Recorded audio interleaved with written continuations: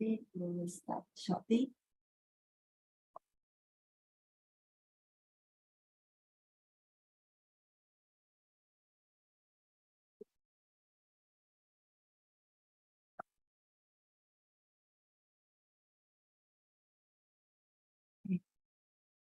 Warm welcome to our masters, Hualien Dharma team, brothers and sisters around the globe to Saturday Hualien Dharma talk. A very good morning. Let us start the session for today.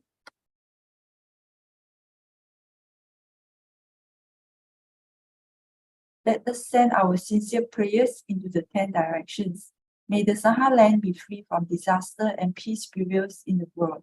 Let us sing the prayer song with sincere piousness.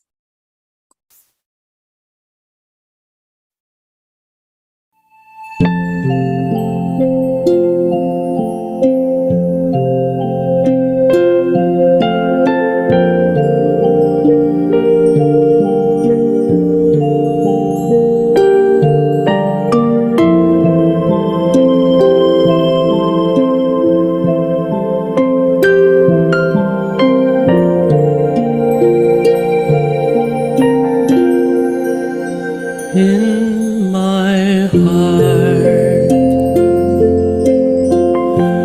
I feel deep gratefulness.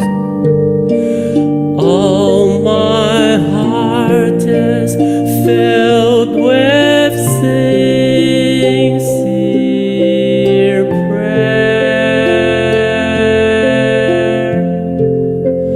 From all corners of the world, let us join our hearts and pray for a world of harmony and peace.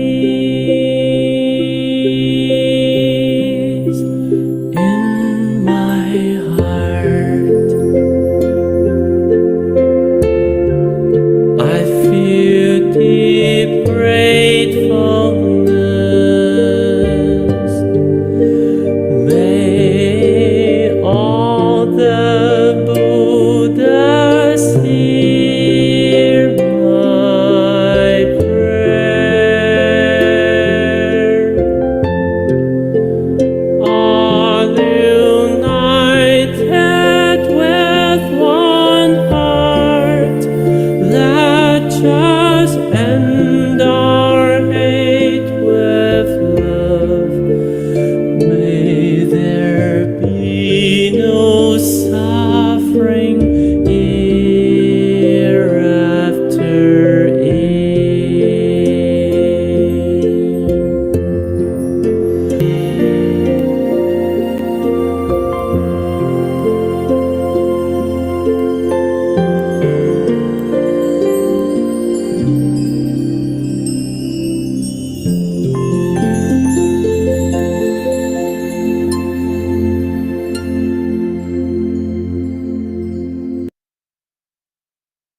May all minds be purified. May there be peace in the community.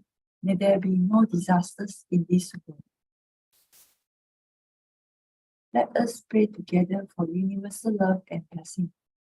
With loving respect, gratitude, and confidence, let us wish every person in our lives a healthy body and enlightened mind, and a total fulfillment in universal love.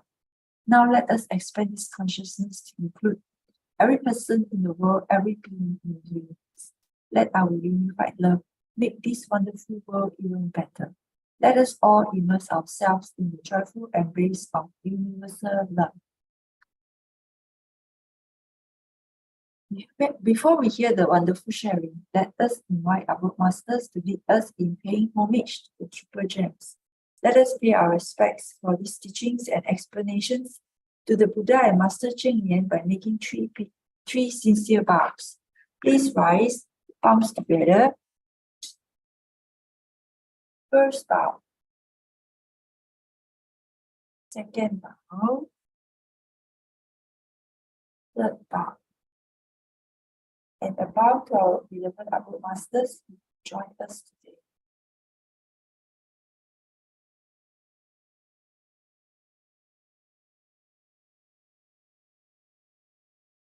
Okay, today we have sharing from Sister Su Ching and Sister Effie. We have been to Gaia recently. Okay, after that we'll hear from Brother Victor and Sister Janet on emotional health. Now let us invite Sister Su Ching to share the weekly summary. Sister Su Ching, over to you. 感恩。Sister Lily. Give me a second. So this was last week. Last week you had a lot of shares. And we begin with Brother Joe and Sister Ivy, followed by the 4 clan buddies, and then the Lau family, and then Brother Benjamin. In the land where Tzu Chi light doth shine, a tale of hearts entwined and divine. Brother Joe and Sister Ivy is a couple story commissioned in Taiwan's embracing glory. 2020, a long-awaited year. Commissioners now hearts full of cheer. For Brother Joe to Taiwan's land, he did roam. By catching COVID, he got quarantined in the spiritual home. Life's plans we weave with hope so clear, but destiny's hand, it draws us near. Brother Joe's coping mechanism was laced with grace, acceptance, courage, and wisdom's embrace. Sister Ivy's journey started with errands abound, children and mother, duties all around. Upon commissioning's call, the thought of the ceremony took hold. Yet, with Brother Joe's COVID twist, her tale was separately told. Shangren's spirit, a flame so bright, leading with the heart, she's frail, yet a powerful sight. Clan buddies 4 shared a most wondrous bond. When the call to commission came, all 4 said on. Sister Sahun's journey first started with a Dharma's call. On TV in Indonesia, she finally reached to Tzu Chi's hall. In 2013, at Buddha Bathing Day, Sister Annie Heng was moved to nothing much to say. Sister Annie Lee's heart was aflame. To Tzu Chi's path she chose to cling. Brother Lau's family, a unit strong, commissioned together, made a bond lifelong. Sister Julie, a milestone, took stock of her life at 60. She realized that in her commitment to her family, she had neglected spirituality. She caught Master's gaze and gratitude flowed. Sister Julie's heart had a radiant glow. Brother Lau took meager steps towards the vegan skies. The truest Bodhisattva path is where real compassion lies. Brother Benjamin had a hesitant start. The commissioning call tugged at his heart. Step by step, he found his way into the commissioning ceremony on that bright and auspicious day. Vows take flight, but to Brother Benjamin, his actions are true. He vowed to refugee schools a mission to pursue. In this tapestry of many souls entwined, this city's journey is a path well defined. The commissioning fire for everyone is a beacon's light, guiding hearts through day and night. Then we have Master Tefang. It has been some time. Buddha's whisper, strong and true, guide us saying, you can do. The potential is vast, it is never small. Let us underestimate not and just heed the call. The world's currently ablaze, in this heat we embrace. Master Te Huang likened grapes that turn into raisin in this life's swift race. In this collective karma that we all share, this hot weather's burden is our weight to bear.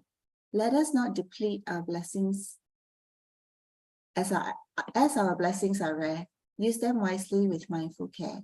On the sixth day of the sixth moon, the sun's golden kiss sent many sutras to be tried in this moment of bliss.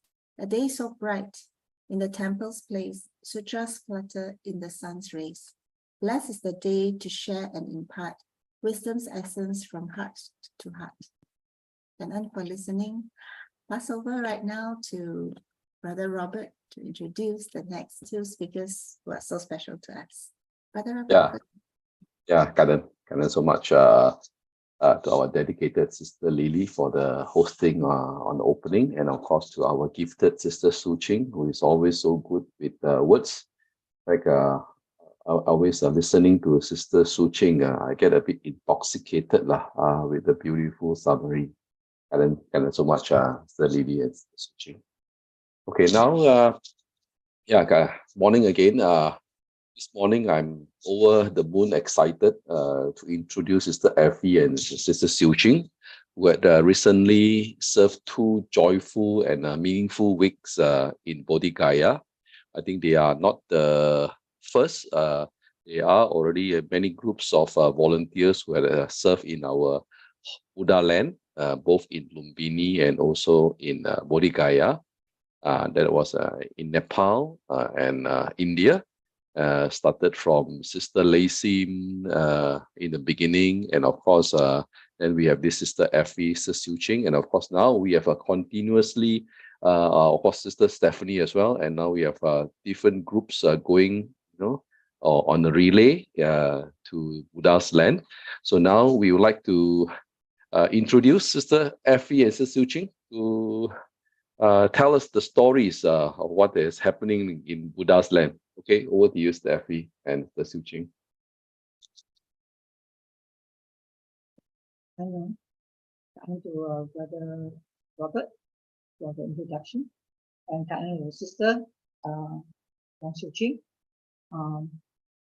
Let me share my slide first.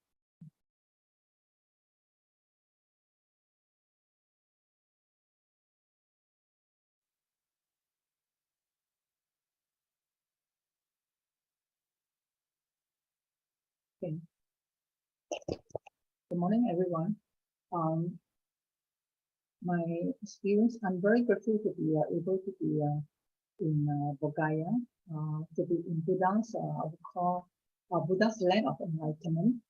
And my observation, because we are, myself and Sister Siew Ching, we are together in the same activities. So I leave the activities to Sister Siew Ching to share. I'll share my observations here to Buddha's land of enlightenment, and I will share my journey.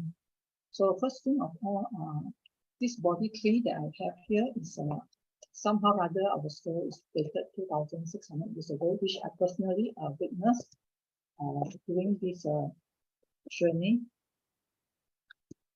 I now would like to share with brothers and sisters here that the temple that we where Buddha gained enlightenment, Mahabodhi temple that we went. So fortunate we have this opportunity, and this is where the place also we. I'm taking this picture personally because actually we are not allowed to take the pictures according to the truth. So this is where the place. You see the tree is now here, where we have the opportunity to chant the Sutra of Infinite Meanings during one of the mornings. So no pictures were taken because camera digital watches are not allowed to go in very tight security. So I want to bring my own personal realization why India, why Tzu Chi focus on India. I thought all the while is Lumbini. But until when I walked this path, visited Bodhgaya, this Mahabodhi temple, and the journey, along the journey where Buddha walked according to the local, this is the path that Buddha walked 2,600 years ago. So only then I understand that maybe Buddha walked through. After he left the palace, he walked and walked, and then he reached this India, a place called Bodhgaya. So here, this is the place whereby we have the opportunity to walk up to the top mountain, where it was mentioned that Buddha spent 6 years of ascetic practices there. So we have myself, like personal experience, have the opportunity to look around. And this is one of the cave. It's a very small cave that we went in, and we're wondering how Buddha practiced. So it's so dark, tiny, no air. So all the puzzles that I have, my curiosity, only I realized after this visit, whereby visited the top mountain and then inside the cave, and on the way down, we we saw all the monkeys here, and the journey up the hill is very. If you look at the environment, the pictures taken here, you think it's very clear, but actually it's very, very hot, and we are all soaked with heavy sweating. So I believe this is when Buddha, this is the image of Buddha that I captured, but when I captured the photo at the time, I didn't realize there was this cloud, this like a rainbow. So it was not visible at that time. So until here, we went to this place called Urovela Meditation Center, where we are not allowed to speak or go enter.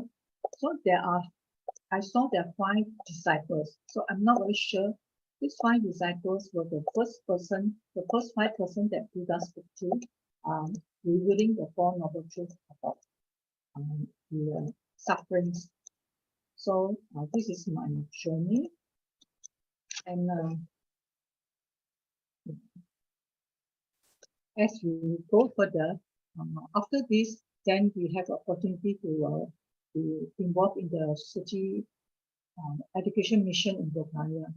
So I'm wondering why Dhamma Master Chen Yuan, very fortunate that Master have this great wow, because what we observe here is education is so important, as been emphasized again and again by Master, and Tzu Chi volunteers are doing there, especially on Sister Secondary Education Mission. Only we realized that my few observations, these are the photos that we take, that the classroom are so small, but it consists of 28 students at one time. And this is the place where they sit, where they eat, where they study with no fans, and it's so humid, so dark. So because this is taken on my phone camera, so there's a torchlight. So you see a lot of rats running around. So my observation is that how fortunate we are in Malaysia, and why is it so important to bring education to this Bulgaria to benefit the children there. So as you see here, the clothes. Today I'm sharing about my observation, and I wondered, but the students are all very pure, innocent, and cheerful in a way, but no doubt they don't really smile in the beginning. So I observed one thing is that there's a blackboard in front. It's just one fingertip away from the first row is schoolgirls, they sit. So imagine how they have to stretch their head to look at the blackboard. So actually after this, I also go in other school as I visit go along when we are doing our activities. We also saw that the school children, when they leave the school end, they have to go under the sun, to be example under the sun and say some prayers and all that. And this is where they do under the hot sun, very, very hot. So before they are allowed to leave the school compound. My next observation is that these people, actually the classroom are too small that even myself and Su Ching also cannot stand inside. There's no space for us at all.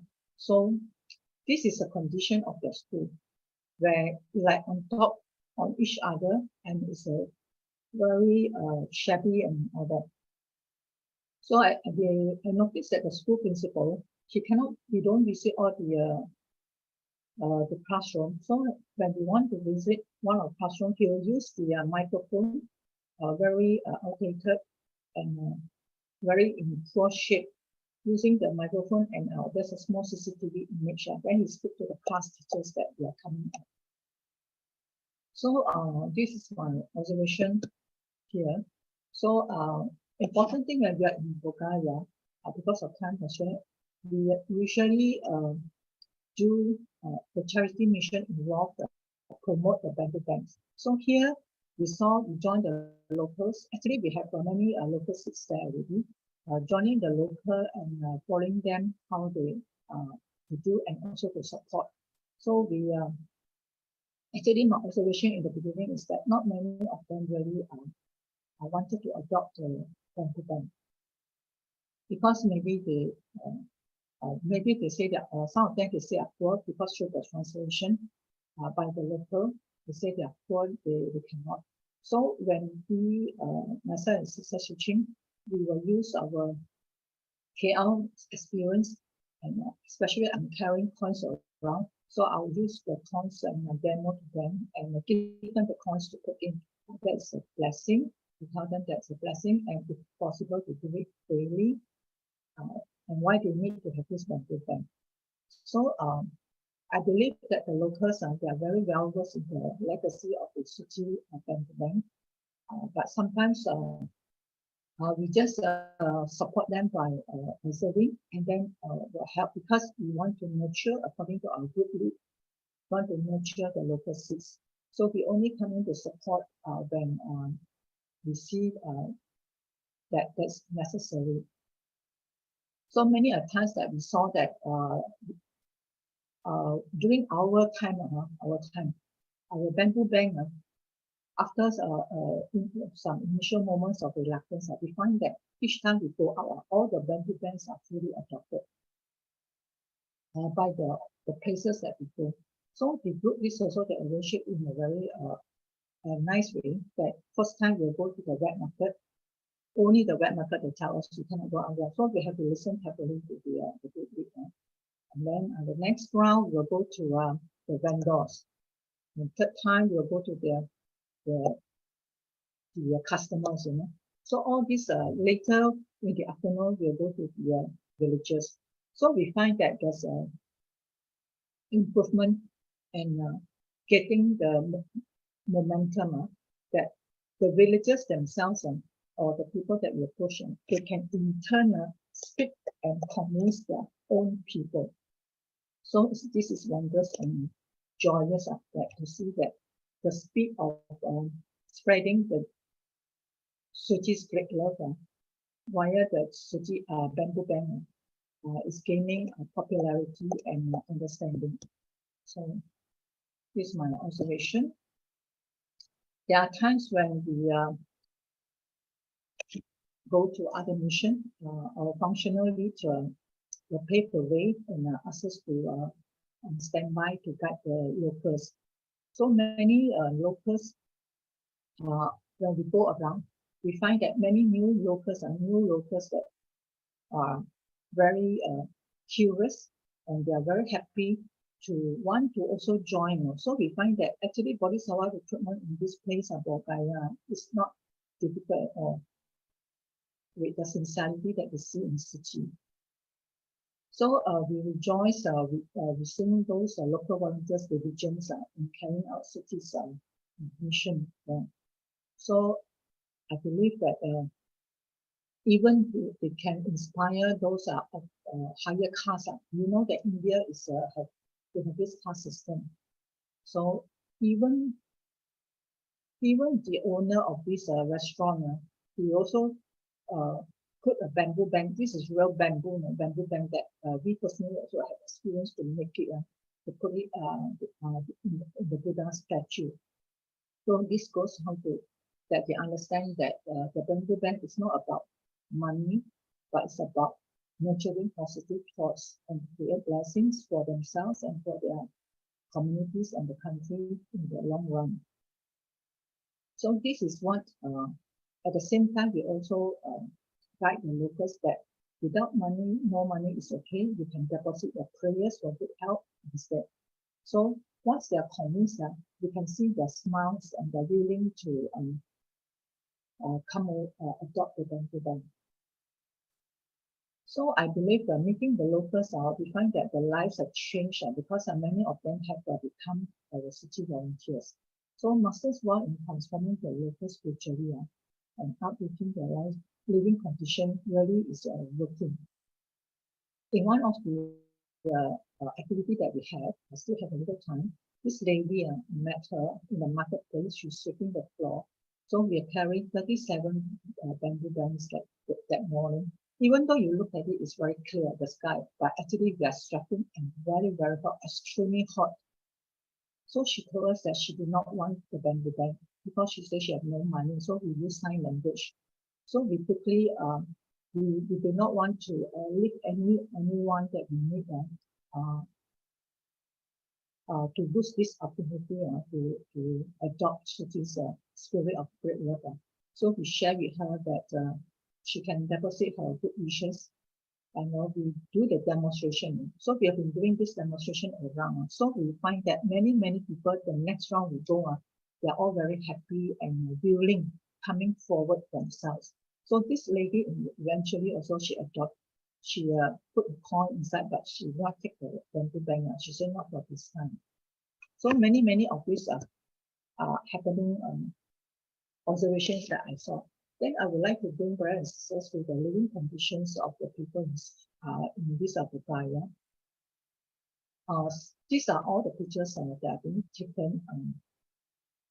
Julie take on these photos. So because I'm being assigned to take a photo during all the charity cases. So the houses that we visit or places we visit are very small, very compact. So many city people they crowded. So when I've done my job, so I'll take other photos along. So this is some of the images where common images like the condition where the locals are staying. So they do not have water at all. Water is quite a scarce commodity there. But this is how they wash their utensils. So also happen at capture first. And this is the house. Actually, the bricks are very loose. I nearly broke this pillar.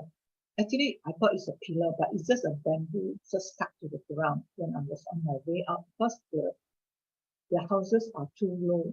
We have to bow very, very low, below 90 degrees to go in to take the pictures. And inside is very, very dark. So these are the conditions that I saw.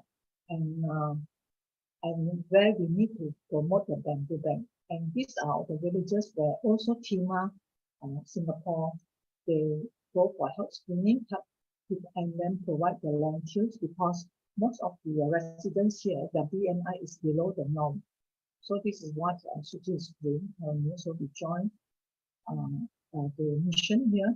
And very it's a common sight that we see goats, cows, and everywhere, everywhere, and the picture that you see here that you think is a road, but actually it's a very narrow alley that we have to walk through. And all these the sanitation is not good, so you have to be very careful when you walk in case you step into the factors of the cow dung or the goats or the water or the flies. So these are some of the conditions that I will share my observation. And I will see that we paint the Buddha's place. We dedicate ourselves on this bodies our path to Buddha's land as numerous as the dust particles. So my footprints in Bodhgaya is joining the charity mission, education mission, and the medical mission. So this is where we left our footprints here, but very grateful that I have this opportunity to serve, to see, and know that Buddha's land of enlightenment need transformation. That's what Tzu Chi is doing and masters. So very honored and grateful to have this affinity, and we cherish the affinities that we have created with the local people in the area. So since our time here, we know that this lady, we went into the house, the hut here, and it's very, very dark. So we tried to convince her, wanting to ask her to adopt the bamboo bank or give a coin because we want her to do a good deed. So I related the story about the Mahakayaspa, about the woman who Mahakayaspa said that he wanted to transform the less fortunate people so that they have this opportunity to do good deed and receive blessing. So this is where eventually this lady, elderly lady, she obliged to our calling.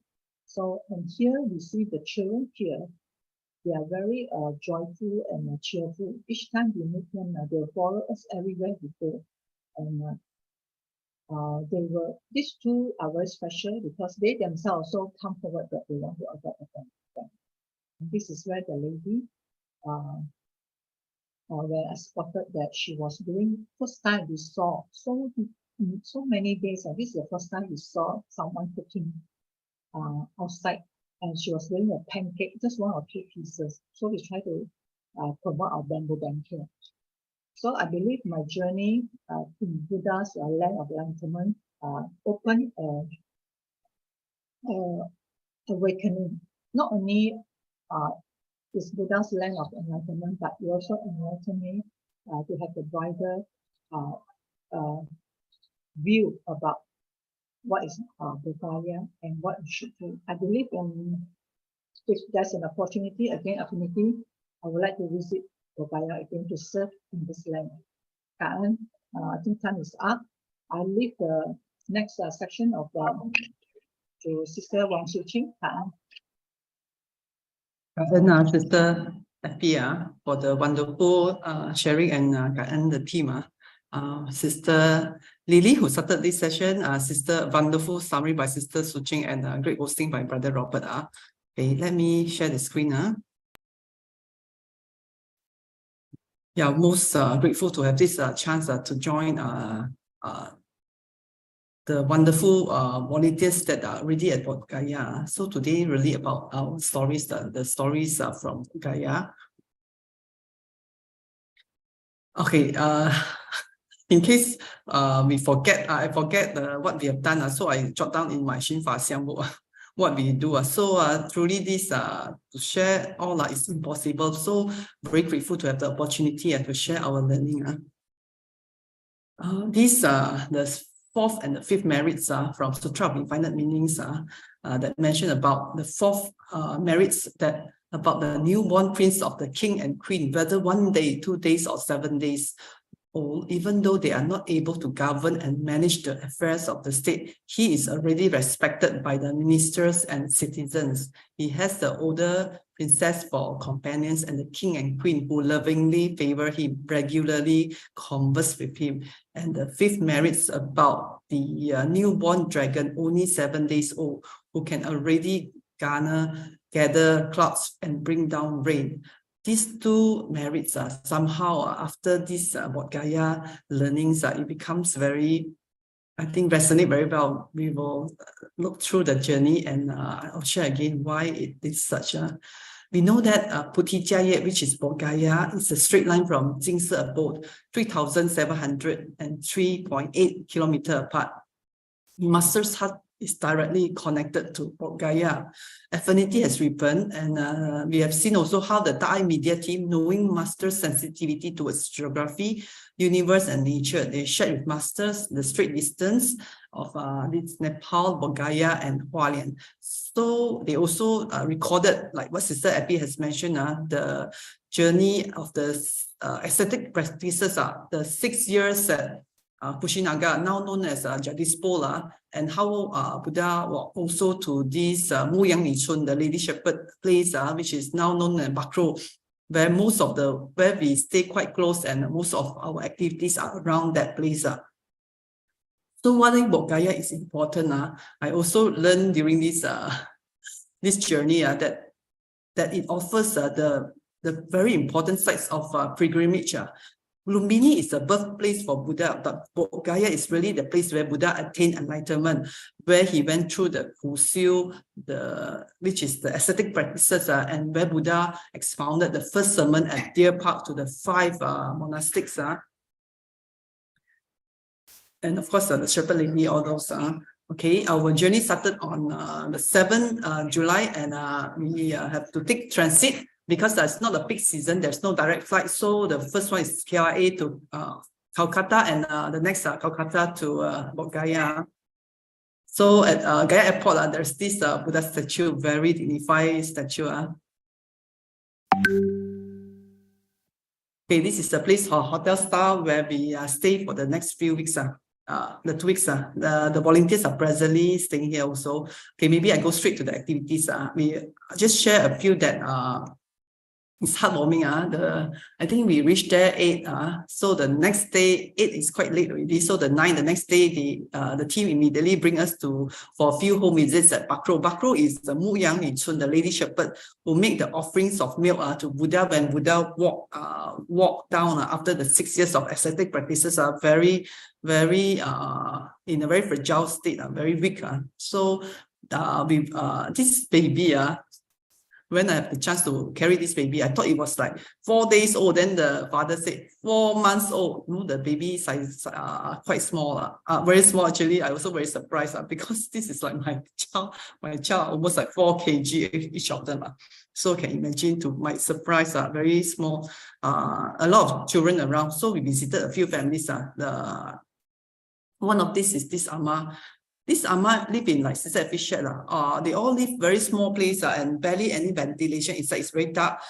She mentioned to us that her bed is shaky. And we saw that one of the leg is broken. So she used something to because it's so dark. There's no light inside. To stabilize it. So the sisters, charity sisters say, okay, we will ask our local volunteers to come back and repair that, replace with another wood. That is the charity mission. So what they are doing there is really like day to day, like what we watch in Thai TV, how the Taiwan volunteers are immersing in the local people's life. That's in Wat Gaya, such is also the same because volunteers will go there actually almost every day. Sometimes we go there, the same place, morning and afternoon, different missions. So very close to the people there, and our local volunteers are also staying with them. So this Amma staying with the grandson. His 2 sons left him, and the grandson, she showed us the grandson cook her chapati. So very touched, even though can't really talk much with her, but embracing her, I think both of us could feel the deep connection. There's this lady, the top right, left is the kitchen. She told us sometimes when the weather is hot, she and her daughters will sleep there. Actually, I can't believe it. I look at the senior sister, could they really sleep in such a small place and it looked quite wet, but such is the condition. And one of the daughter is the lady top right in green, she can't see, but I think when we hold each other, I think coming here to me reminded that we are like masters, bringing master along with us, and we know how masters love to connect with the people, holding her hands. I think that point of time to feel like master also really with them, not only us. This is another jump into the sports day where we participated. It's an important event. 11 July we had this sports day at Senani School.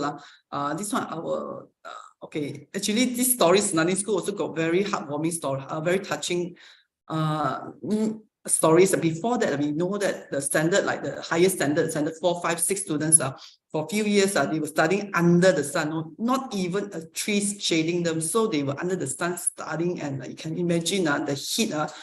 But after Tzu Chi volunteers went there with a good affinity, they managed to find a place. Later we will share, I will try to show the picture where we had this filial piety session, the foot bathing one. It's done by the new place. So the higher grade students did not be exposed under the hot sun studying. So the activity started very early, 6 o'clock morning, volunteers are getting ready. And this place, Boston, when we reached, it was, even though it was like 6 something 7, but the sky already very bright and very hot. We were all drenching in sweat by then. This is one of the paths that Buddha walked past to reach Mu Yang Ni Chun Shepherd place. So at Bugaya, every time doing it, it's always like we are feeling not only masters with us, but even Buddha footprints are all over the places. So Buddha also was there. So the activities, maybe I'll share briefly. This is the opening. Finally, the headmaster in the front one could garner the parents. One of the reasons why the headmaster reached late because he has to go from houses to houses and call the parents to join. A lot of parents, they're not used to having this sports day. In fact, it's like, I think one of the first for this school, maybe. So they were still cooking breakfast. So headmaster have to call the parents, call parents come and join this sports day. Then we finally can start. So another one is the activity. So this is one of the activities organized. It's all to have a bonding session between the parents and the child. Sister Effie is one of the leader for one of the house.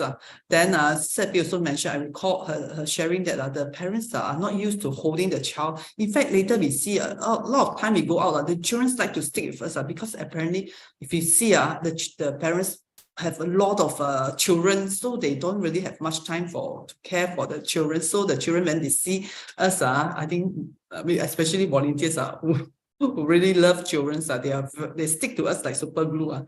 So during the day, we can see the parents even the spectators are laughing non-stop because everyone was so joyous. Not only the children. To the children, definitely, maybe it's the first time the parents are holding their hand after so many years.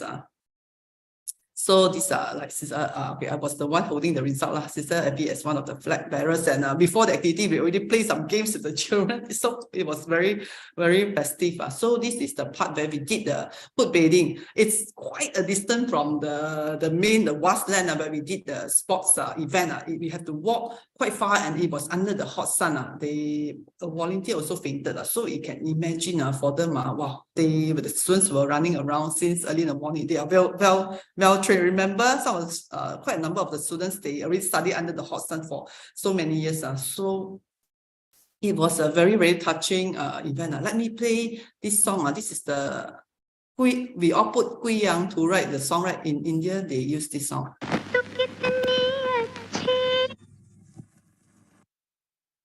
So when this song was played, I think literally everyone cried, including the spectator.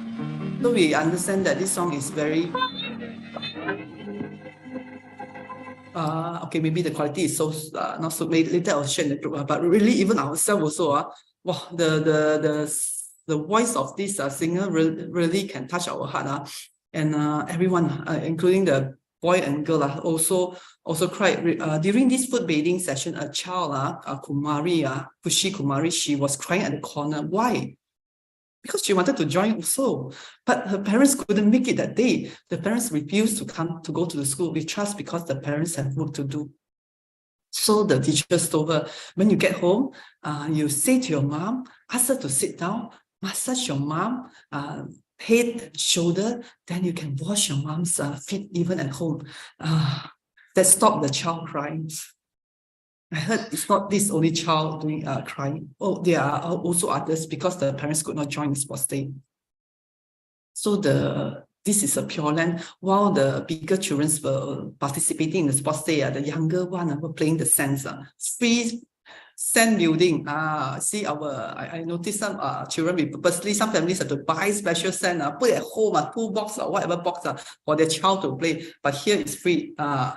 Okay, next, this is the lentil distribution. The same day, remember 11 July morning, we already spent quite a few hours, 6 to 12 sports day. Then we rush back for a quick lunch before we head off to this lentil distribution to Bakro Colony, near to the, it's I think same community, near to the place, the sports day where it was held. So because of the BMI, to send to the BMI of the people who have this BMI issues. So it was before that it was a lengthy process. Go to get the lentils, choose good qualities, weigh, pack it properly, and each house what kind of lentils they will receive. So the process, but grateful because in Tzu Chi we have a group effort. Even the local volunteers also join us. We have strong brothers, Tefu, he can carry all these bags. So the Tima sisters, as they are distributing this, they also visited care for the people, because earlier on there was this 13 years old boy who fell off from the tree. This is quite common, okay? The children there like to, we notice even the small one can climb the tree quite well. So he fell off from the tree. So earlier on they already get orthopedic surgeon to cast, to put a plaster cast. So they went to visit him. Brother De Qian, even our Singapore brother, wish him luck and sign off on the plaster, because the brother is leaving soon. Okay, this activity, it was the sky was suddenly it was very dark. Here we can't see it was very dark, but it was really very dark, and it was windy.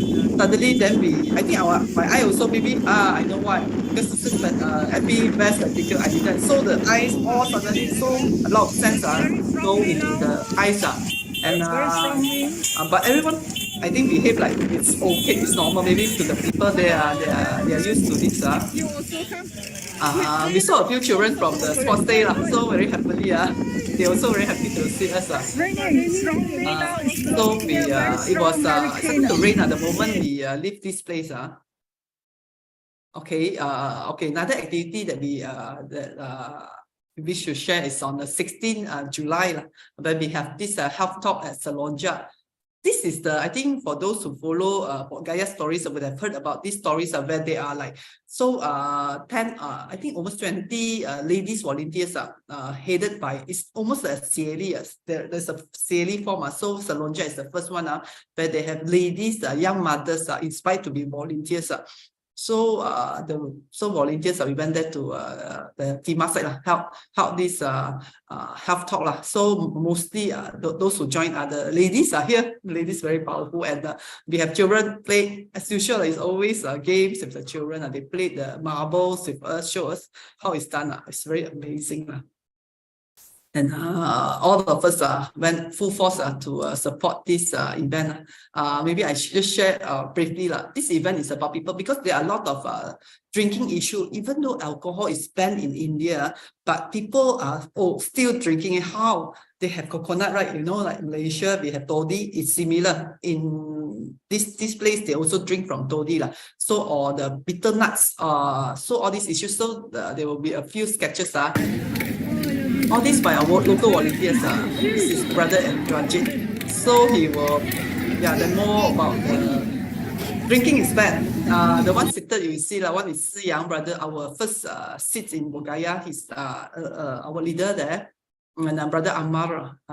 Okay, future we will hopefully can hear their sharings. Very good. The way, I think somehow is it because they are a bit like Bollywood. They could really perform the sketches well, and everyone really pay so much attention, including us, to these sketches that they will feel. So so before the starts of the session, we also pray for world peace. Because the picture is small. I'm trying to zoom in. There's this girl baby that I'm carrying. Actually, okay, right side, this baby in pink. When she heard the song, immediately she put her palms together without me having to ask her. So auto, and throughout the whole session, she very reverently prayed, very focused. And I was thinking, wow, this baby so guai one. Tell you no, not to say she's not guai, she is guai, but the moment I put her to the ground, she was running all over the place, and she was climbing to a very high pillar. Okay, she walked up to a level elevated platform, and then there was this beam, a bar there. She hold her hand and she was swinging. I was so shocked, Malaysian we so worried, our children. There's no safety harness. Sorry, I was thinking, what if she dropped down? Because if she dropped, it will be quite high, from this one level, then she will drop down. But everyone looking at her as it's nothing. It's the niece of Jayanti. Jayanti is the lady in red color. One of the spokeswomen for the place. She is also one of our Sieli Zuzang. I'm thinking. So that day, that night, okay, after the end of the session, I joined this the brother Luca. Brother Luca is our three in one team from Taiwan. He will be interviewing a few people. Then he will ask us to help him on this interview process. Why? Because when the people speak in Hindi, they will have a local volunteers. Our role is to bridge between the local volunteers who will translate to us in translate whatever spoken by the people to English. Then we will translate to Chinese Mandarin to our our they are to me like media team to our media team. And by the time the interview ended, it was very dark, and it was almost like that day when we were at this colony, Bakro colony during the lantern distribution, very dark. Short of that, there was no rain, but it was very dark. Then brother said, oh gosh, because that whole place is not like KL, we don't have lights. When it's dark, it's really dark. There's no light, no street lights, nothing. Then we say, okay, it's okay, brother. Then all of us took out our handphone and light up the torch, and he managed to successfully completed the interview. So by the time it finished, it was really pitch dark. Then we headed off to our tuk-tuk, wherever Tzu Chi goes, Tzu Chi volunteers, they will have the tuk-tuk arranged. The tuk-tuk drivers will wait for us when we arrive until the end of the session. Eventually, a lot of these tuk-tuk drivers will become our volunteers too. So as we were leaving, suddenly this lady, the one interviewed, Jayanti, she pulled my hand. It was pitch dark. I just know someone pulled my hand and said, like something like follow me. In Hindi, I guess it's like, then I said, I cannot. Then I look at brother. Then I think brother Luca was at my side. I said, brother Luca, how the lady very earnest want us to go to her place. And brother Luca, you go. I said, can or not? You all wait for me. Then I think in the pitch dark, just don't know, can't see the road or what just pulled by her, went down. It was very dark. Actually, it's to this Salonja place. So it was the first time, I think we all went to, me and Effie went to Salonja, very dark, and suddenly behind me, I didn't realize, then brother Luca and the team, they all also ran after me, followed me, and then when we reached your home, I so touched. What actually Jayanti wanted to show me is this Buddha statue at her house.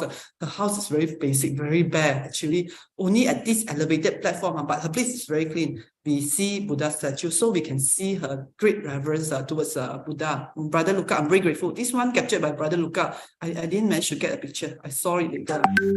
So the challenges are faced by the volunteers are what's the weather, the hut also very dark. We have volunteers who entered the hut and collapsed after that because it's very stuffy. Of course, there was this story about the angry cow. But later, I think we also, every time I pass by this place, I saw this. I think we can recognize the angry cow being tied down by the people there, local people. Local people, they know, I think they know how to like sim up. Ran to one side when they see this mad cow running around, but it has hurt one of our volunteers before we heard. So no worry for the newcomers. After that, we didn't really see this mad cow running about already. Okay, the power, the next stories I wish to share is about this power of Jing aphorism. Of course, everywhere we go, I always believe the power, that Master is with us. Master has given us two very basic and important tools. One is the bamboo coin. The other one is the Jing aphorism. The one that is shown here in the middle is the Hindi version. Maybe for us that bring to Malaysia, maybe may not be able to use it because most of our family here, Indian family, they speak Tamil. But anyway, I have a few those who wants can ask from me, can get it from me. Jing translated to Hindi. So this during, like Sister Effie shared before, we are, I think during our journey, we somehow fortunate because we are in the peak of promoting bamboo coin. Earlier on, batch was getting the bamboo. There are a lot of available bamboo around 28 feet, not very long. So they will cut it into small one, and our time is the promotion time of bamboo coin. So during one of the visit, this one is to, I believe it's a higher caste because normally we go to the Dalit area, but this one is a bit out of the Dalit area. So this family recall when Brother Siew, I joined, we all split into different groups. We may not, Sister Effie and I most of the time are not in the same group when it comes to bamboo coin or some visits because they put us in different groups. Siew is our 种子. When he talked to this guy in green, the father top right, can see the eyes brow like knitted. He was like, I think he was like, look at us, who are these people in uniforms are coming to talk to me. And then later, I think very soon, after presidency, I explained to him, then I'm not sure what happened. No, the affinity is such, then after he adopted a bamboo coin, as the brothers and the group are leaving, normally I will be at the last one. My role is to document the stories and take pictures for our group to write report. End of the day, I'll go back and write report for our team. This father, he pulled my hand or sleeve, he asked me to stay behind. Then he mentioned about actually the bamboo coin, they can speak English.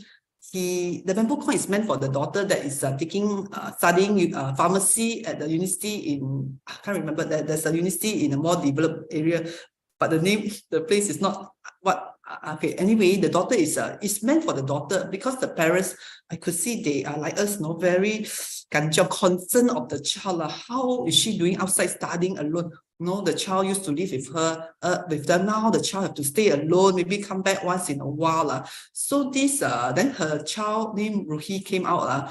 She can speak English very well. Then such is that. Actually, this very special affinity that I read. I think I ran back to. Then I explained to her.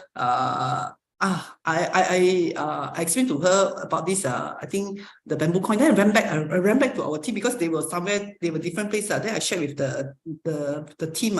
Then I pull out Jing of Tourism. I have this Jing of Tourism. Then brother, I say I have one more. Maybe I share it with other family. But this brother Luca very wise. He said, why don't you share with Rufi? Just now she already got good affinity with you. So I ran back to this place. And then I think the whole team very grateful. We are very close knitted. Somehow it's always like sixth sense. We can sense like there's a touching story because Brother Luca is also trying to document a touching story. True enough, they managed to Brother Luca captured these family stories because they also asked for additional, knowing that the bamboo coin is meant for the daughter, so we also pass it one more for this father, the parents, and the Hindi things, for example, I asked them to choose. As usual, it's always master sending them wishes. The one chosen by the mother is like someone telling the mother to be assured, having like the Buddha's care for our children, like care, like they are our Buddhas, like a Buddha caring for the disciple, give them wisdom. Caring for other kids is like with heart of the mother, because we always have abundance of love. Because to other children, some of them lack of love. So this overpowering love, we should share with other children. So the mother also feeling assured. I told her that, mother, be assured, comforted, your daughter will be at good hands. She can think well, and now she has bamboo coin as a blessing to her. They believe, that bamboo coin is a blessing. It's like take good care of the daughter, and this Jing of Tourism for the daughter, like word of wisdom. Whenever she has issues, she can look at the Jing of Tourism. As we were leaving, this lady, Rufi, she hold my sleeve again, and she asked for my phone number. So I gave it to her. I didn't think much. Once I reached back home, our hotel star, she immediately texted me, and after that, I started to put her under one of my regular Jing of Tourism group posting. Whenever I post, I post it broadcast to almost the growing list, almost 100 people. So not only that, we also, like until today, this is the right side, the bigger one is yesterday picture. I still keep very grateful, still keep in touch with the local volunteers. He told me what they are doing this health screening at this place. So I also share with Rufi about what our local people are doing. Hopefully one day after she has graduated, she can go back and assist the Bogaya team. So Rufi said she also hope to join, and I also shared this with the Andrawan, our local volunteers. It's like he is doing great. He through his sharing of what he's doing at the medical side, I also can pass it to Rufi. He said he's very happy. He said he will continue to share what they are doing. So in Tzu Chi is such a one seeds to infinity. We never know how many we can transform. We may not even have to be at that place because of technology. So another one, the power of aphorism. Actually, when I went to Thai, this Gaya, I had this two booklet with me, the aphorism. One I shared with one of local volunteers. Then another one, I have one left. That day, because of one of our charity case, this Biku, he is one of the person helping us to cut the bamboo. So he early on Saturday, during the Environment Protection Day, a sister discovered that his leg was he was injured. The leg, a nail went to the poke into the leg. So the sister also washed the wood. So so our visit this time is to bring the Tima, accompany the Tima to go and visit him. Thinking to bring, the first time was like thinking to bring him to see the doctor, have to take the tetanus injection. But the first visit, it didn't materialize. We could not bring him to the hospital. Why? Because he was drunk. Okay, so the second time we thought we want to delay it to another few days. But before the day reached, someone called us while we were listening to live telecast from Taiwan. A few days we were at this Hotel Star because we connect directly to Hualien to listen to the sharing on Lumbini and Gaya. So we could not delay. During listening, then they said this guy already like having fever. So we immediately went off to visit him with the volunteers. We went to, it was after, apparently we went to this local hospital at Gaya. It was very quiet, to my surprise. Malaysia, we know the hospital, Kerajaan, government hospital, sure packed all the times, but not there. So the doctors, apparently they say it's after the normal operating hours. So the rightfully only emergency case can. So the doctor was not happy to see us, of course, as usual. After we explained our purpose there, the doctors, and I also happens to have pulled out the balance, the one more boat, Jing's aphorism. I asked him to choose. Master is always there. Then the doctor, suddenly the face lighten up, and I think that was the thing. Our Tima sister, she said hopefully from this visit we could have connection with the local hospital doctors. So in future, if we have any cases, we could visit. Of course, follow up by the doctors also wanted to know more about our activities. We went there again. Actually, this one, see, every time got stories. I also got one story strike, but because of time, I need to jump. We went to visit doctor again, bring the booklet on what Tzu Chi are doing in, across the world. This, imagine, got they will list down on the left side, that is the list of medicine. It's not like our hospital. You don't even have to list down the medicine. Definitely, people go normally. We don't have medication issue. Not Gaya Hospital. They will tell you what medication they have at that time. The stock left, so people will know that if they don't have, they have to go and find from other hospital. But from what our observation, most of the people, they prefer to go private. There's a reason. But for now, because of time, I'll jump. The recycling activity, this one is definitely something I really, wow, very amazed. Really amazing. Okay, before we started the recycling activity, what we do, we will bring our elderly volunteers, our Jadish Manora, to walk at the 6 something. We have to go 6 something, really very bright. Walk around that place, around the recycling station. After the walk, we even stopped by Sujata Temple, the place Muyang Nichun, the shepherd lady, offered Buddha's milk.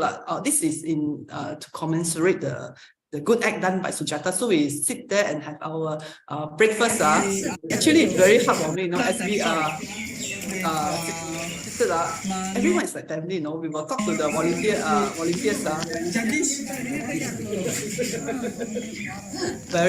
Always very happy. Brother Vikash is inside. Today we got a few new volunteers.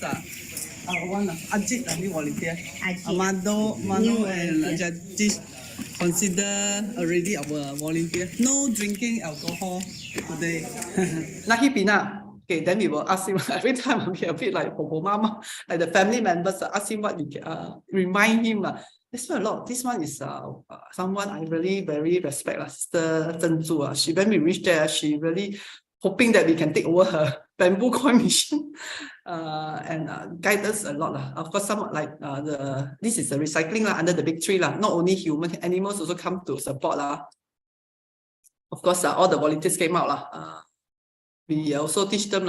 It's also a lesson of teaching numbers. That day a young boy came and while sorting the bottle, I also counting with him, then realized actually the child, they can't even count 1 to 10. Also taking that opportunity, maybe because a mother always like to not educate. seize the opportunity and we can teach the child counting 1 to 10. Brother Luca also recorded that, very funny.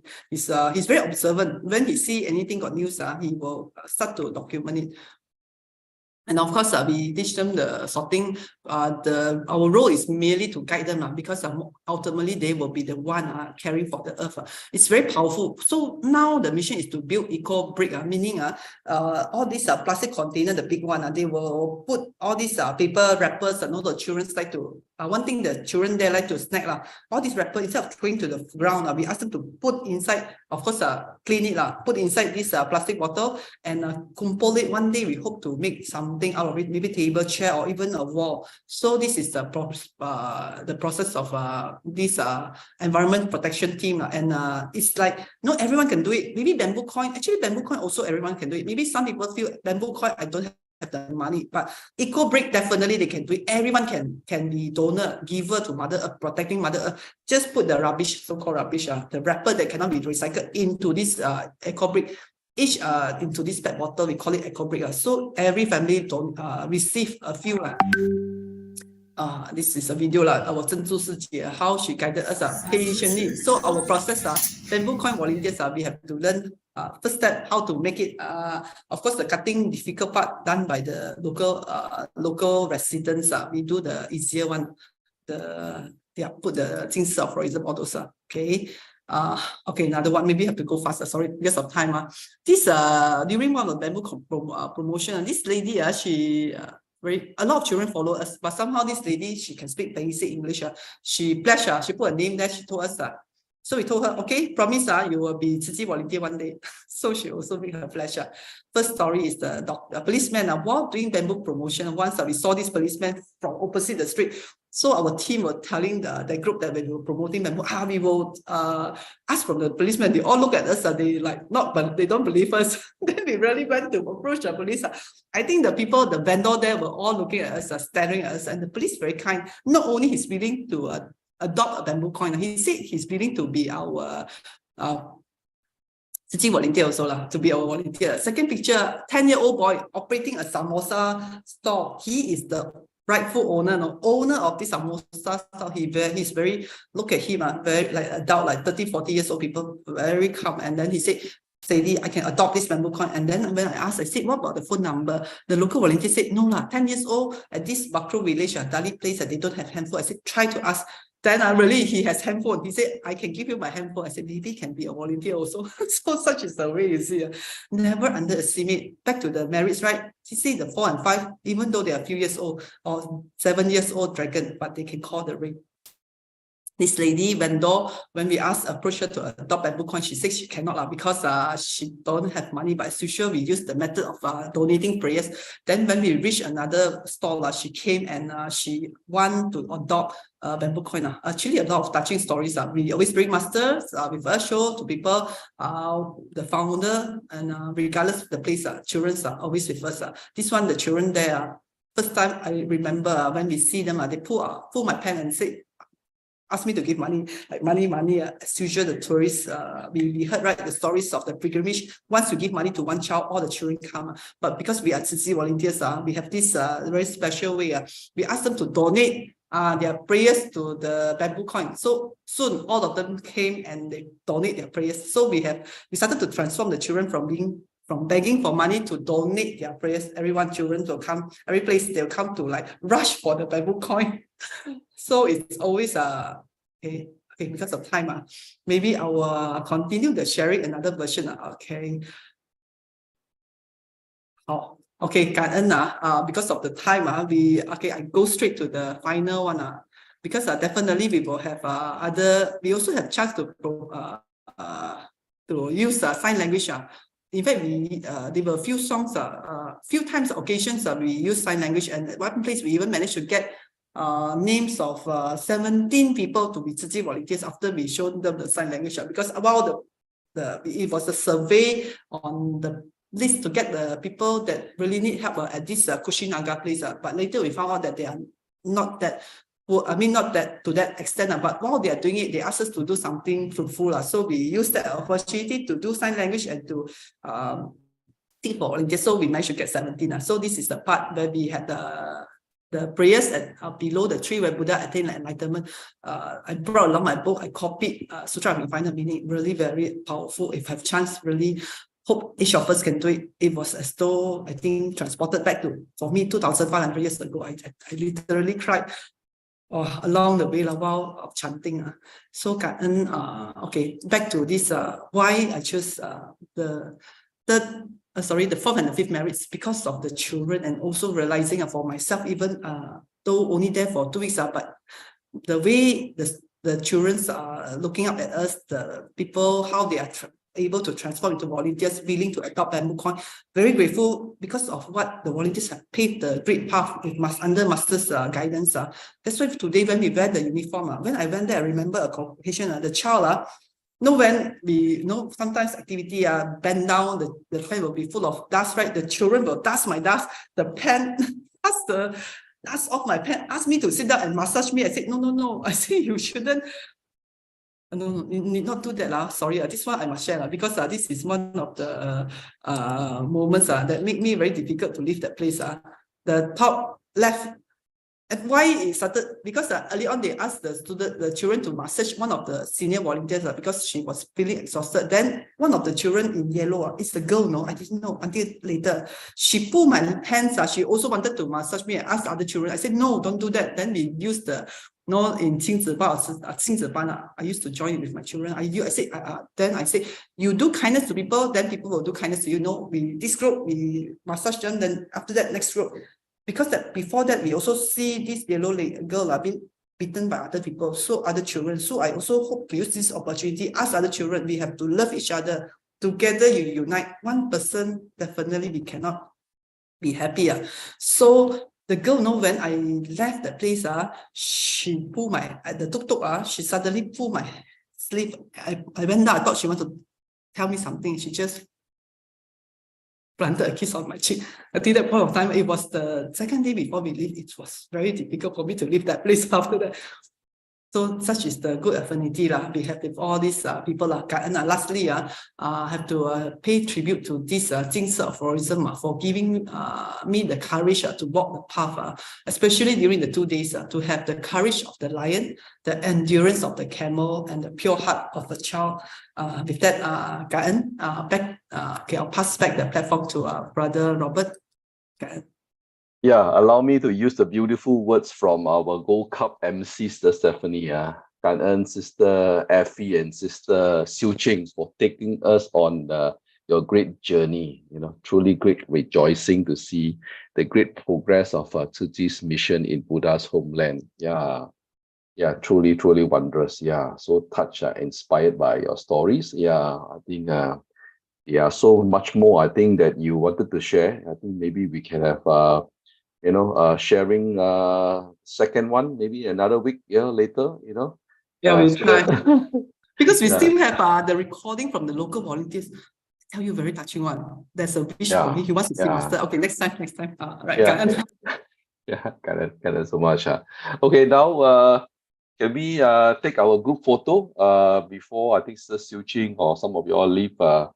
Yeah, everyone, please on your video and please give us your biggest cheerful and radiant smile.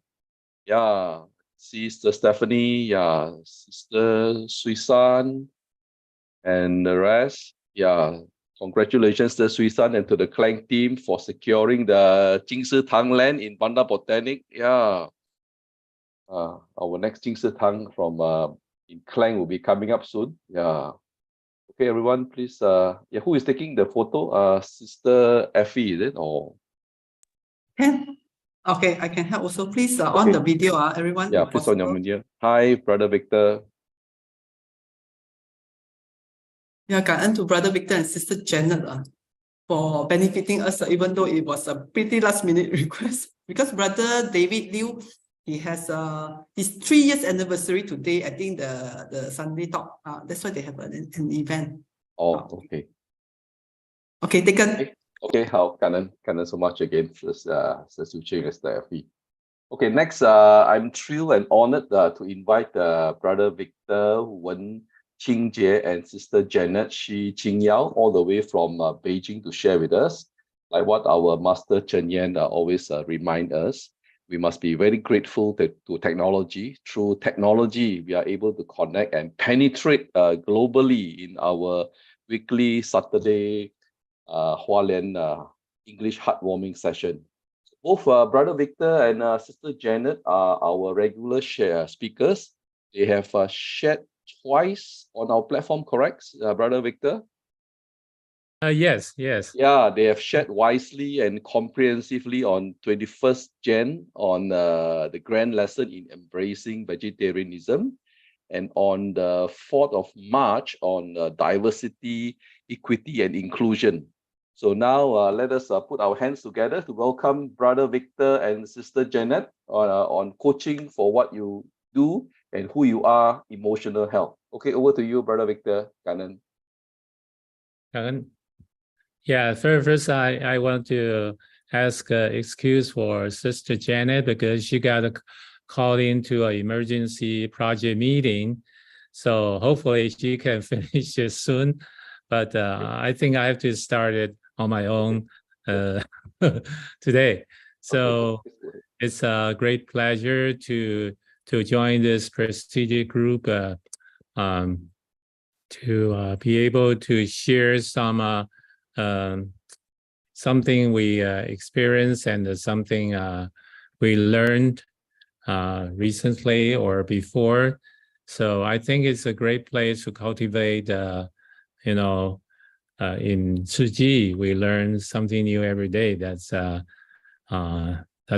think is part of our duty. So I just sharing something we have learned, and I think it's very useful for me. So I think probably maybe some help to brother and sister in this very important meeting. So the topic is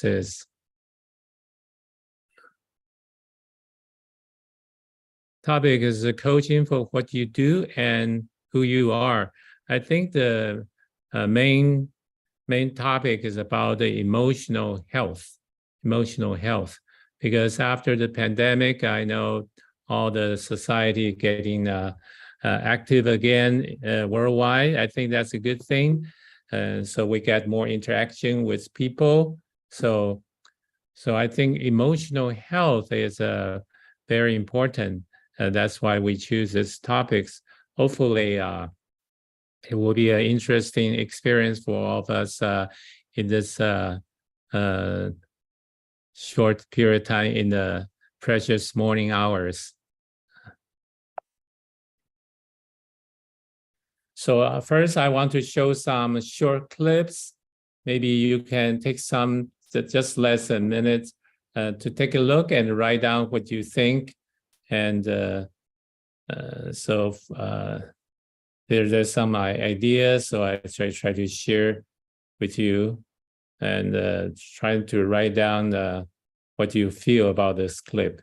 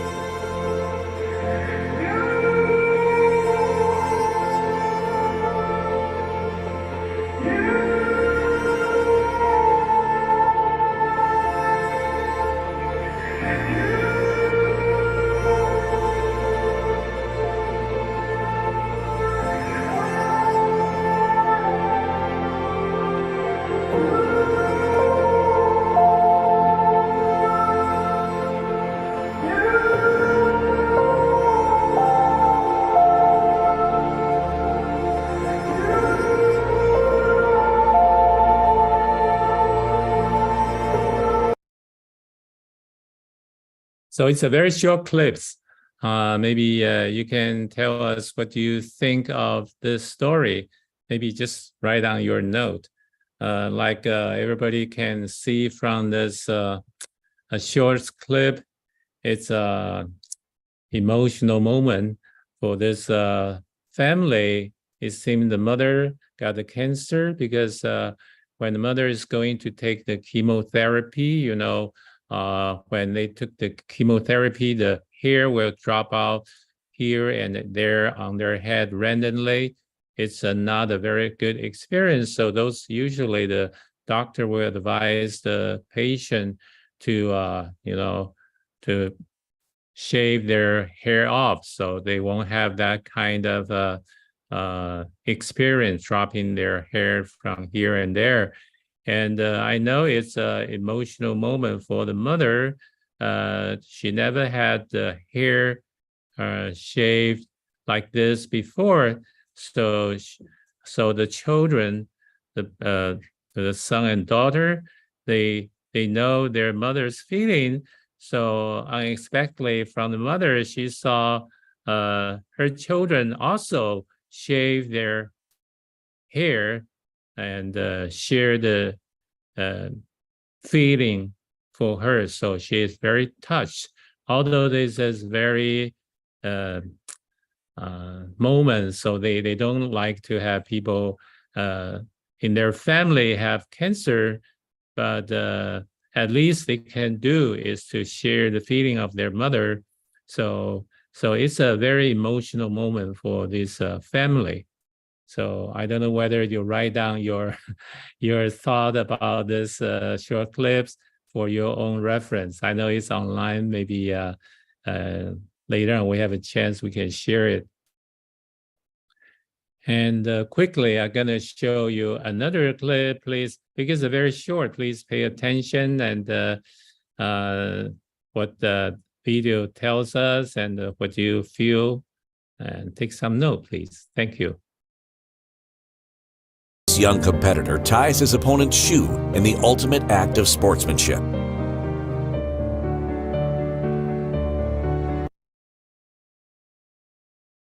Okay, this is very short clips. Somebody captured this on the field of the soccer field. So what do you think about this story? And write down your note if you have some piece of paper or notebook, and see how you feel. Because this is this moment, you can think it's a very competitive environment. Both you can see the uniform for both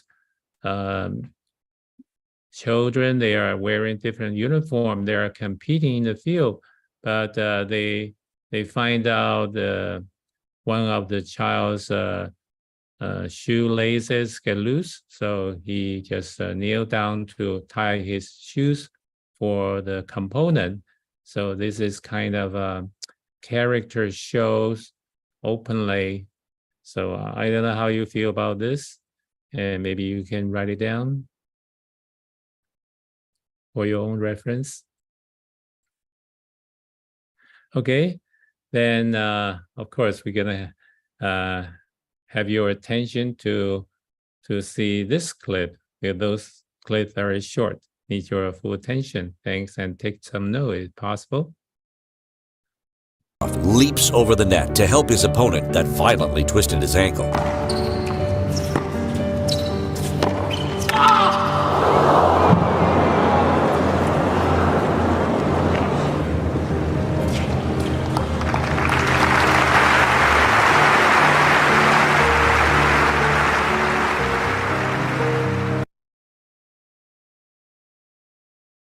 Okay, what do you think about this story? Do you like this story? So please write down what you think.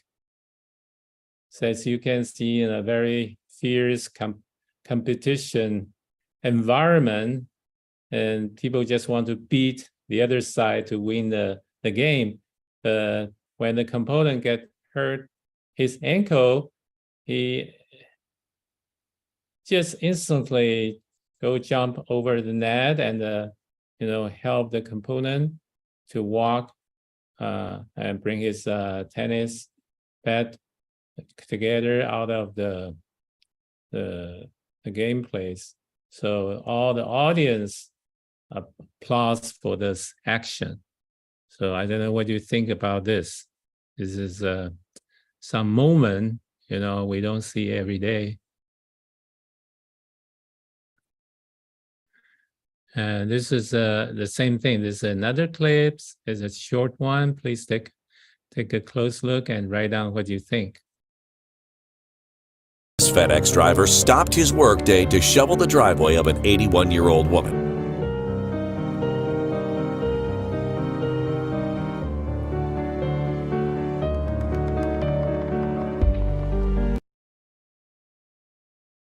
Okay, it's a very short clips. And what do you think about this story?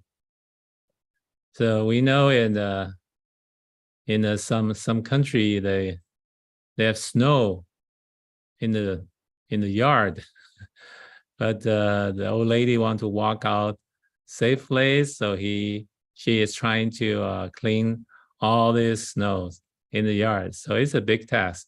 So the FedEx driver delivered boxes to each household. Then he just jumped in to help the old lady to clean the snow in the yard with his young and very energetic body to help the old lady. So the old lady start trying to do it by herself, but with this young man's help, it will save a little effort for the old lady. So what do you think of this story? Please take a note of it. Thanks. Okay, so because we are talking about emotional health, so that we see some good clips there. So we want to compare. Of course, we will always want to show the positive side, but sometimes we have to show some negative side. So we understand what happened when somebody is going the other direction. So this cartoon said it's a hot button. Says never push someone's hot button unless you know precisely what it will do. So you can see this picture tells 1,000 words. He's saying, I think everybody learn about the hot button. Everyone got a hot button, or we don't have a hot button. So let's take a look. So before we see some clips, I think you already got some feeling of the positive side. We're talking about some people lacking of self-control. See what happened. So this is the same rules apply. Please pay attention because it's going to be very short clips. You can find out what happened in the clip and how do you feel about it. Please say what if happened to you. That's another question. What would you do? Take notes and post it if possible, or write it just on your note. Let me talk, Carol. If this list proves anything, it's that meteorologists are hanging on by a thread. This outburst concerns Chad Myers, the severe weather expert for CNN. Okay, Not so as lower Chad, pressure, but Chad, Camille. Chad, Let me talk, Carol. Translate that for us. I don't know what that means. What does that mean? Well, if you would let me talk. While discussing Hurricane Katrina, anchor Carol Costello interrupts Myers by saying his name over and over, wanting him to explain the terminology he's using. Understandably frustrated, Myers proceeds to yell and throw his papers on the ground. Costello and Myers both laugh the incident off, and Myers states that he was just having fun with Costello. It seems clear that they do this simply to diffuse the palpable tension, because Myers was obviously not having fun. He is stressed the heck out. All right. Carol. Thank you, Chad. All right, just having fun with you this morning. I know. All right. It's a stress. So what do you think about this story? So I think they think it's some short play. They arrange it, but usually you don't see this kind of thing in front of the TV, because on the TV network it's showing the whole region. A lot of people are watching it. It seems anchor man to do this with the anchor woman. They kind of get into a dispute, and even the anchorman report the weather. He lost his temper throwing the paper away. We don't see that very often, but it's a good way to describe it. It's because Katrina is a hurricane. They're trying to create something to lose the tension of the audience. I think that's a good explanation, but you don't see this kind of scene on the TV every day. Okay, so that's something related to the self-control, maybe. So let me know what you think. You can write down your note. Thank you. So we have another clips for you to watch. Dan Marino's freakout. In the 2000s, former Miami Dolphins quarterback Dan Marino co-hosted weekly football talk show Inside the NFL. When talking about golfing with Terrell Buckley, he had a wild freakout that came completely without warning. Playing golf, he told me that defense is After stumbling over his words, Marino slammed his fists into the table, startling those around him. Marino even seems to have caught production off guard with his little tantrum, judging by the camera's rapid movements, zoom-ins and zoom-outs. Hey, we all word up our messes. So what do you think of this story? I think that this is a celebrity on the NFL TV show. So I think it's a national event, but he's a celebrity, but it seems he loses his temper.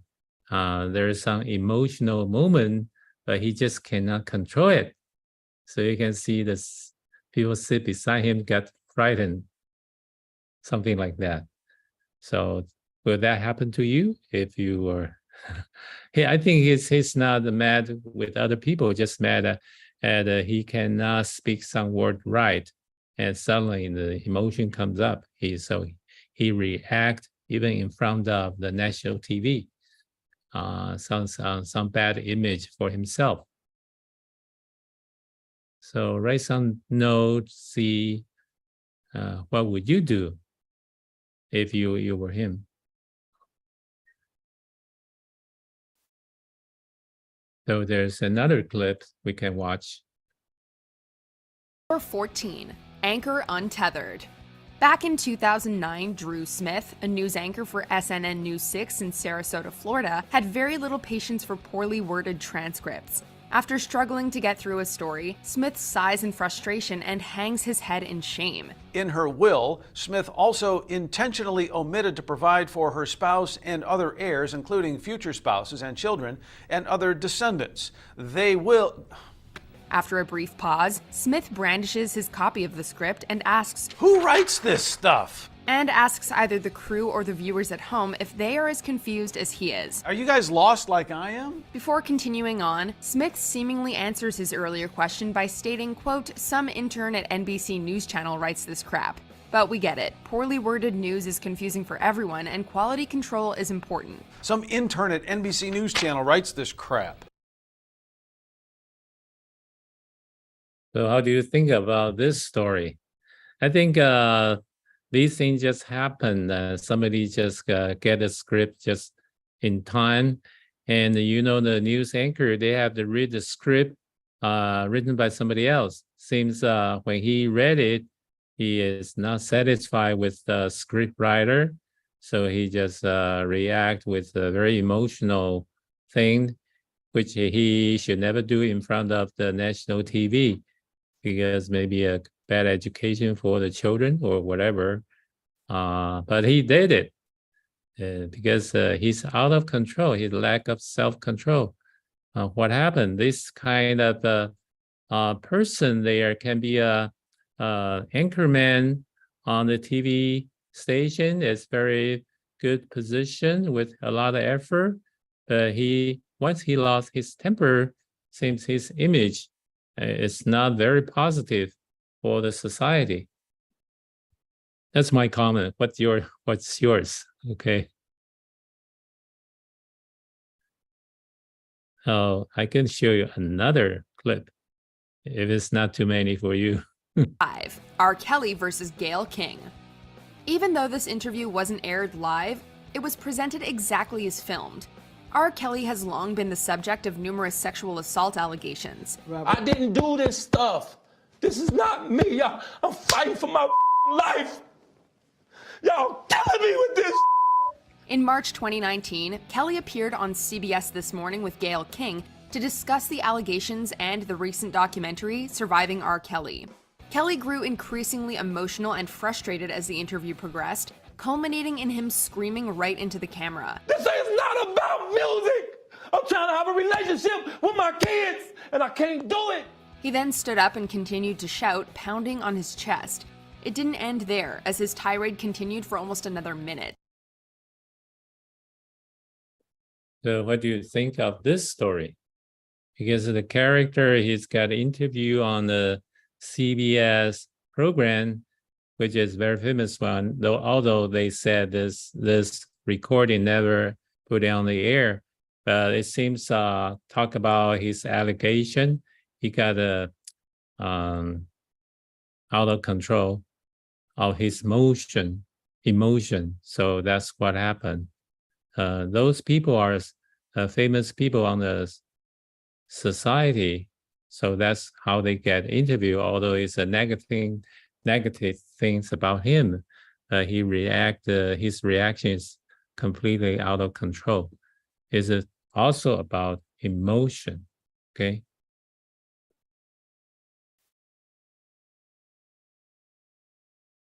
So let's see another one.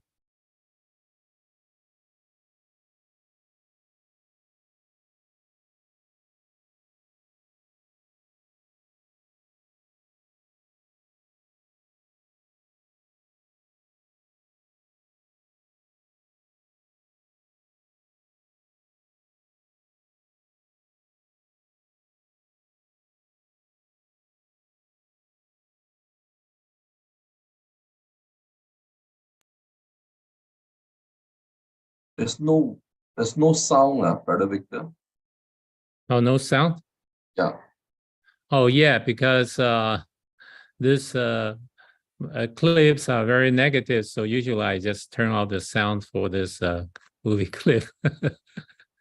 Yes, so this move to group emotion, group.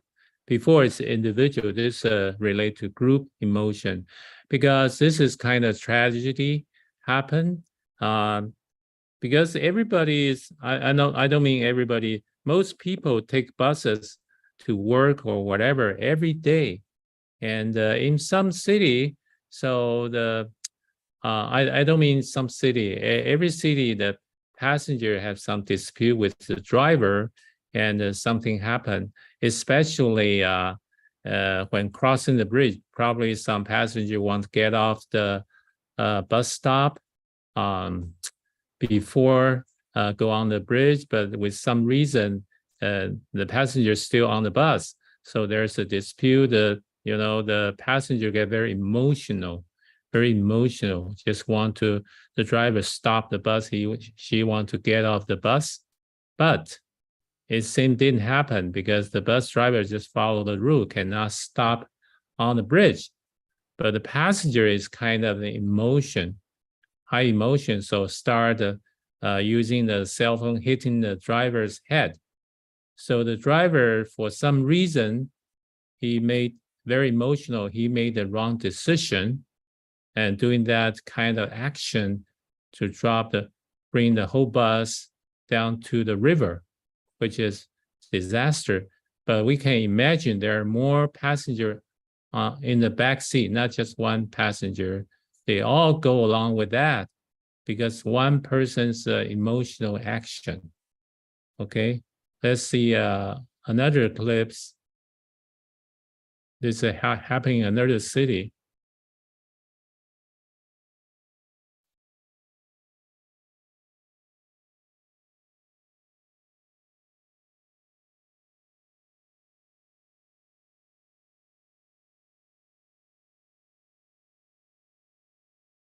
So that clips shows a different story, because I think the first accident happened, the clips shows on the national TV. So every passenger aware of the situation is very serious. So the second one we saw is the passenger in the back seat. They see something happen. They come up and take down the the first very emotional passenger away. So keep everybody on the bus is safe. So it's a group learning from the people's emotion affect people in the society. People learn that. So you can see the student very quickly trying to pull this the passenger away from the drivers to keep the bus safe. I think people learn that, but the first bus, the passenger, they didn't aware the seriousness of this kind of small thing and cost their lives. So this is the third clip I'm going to show.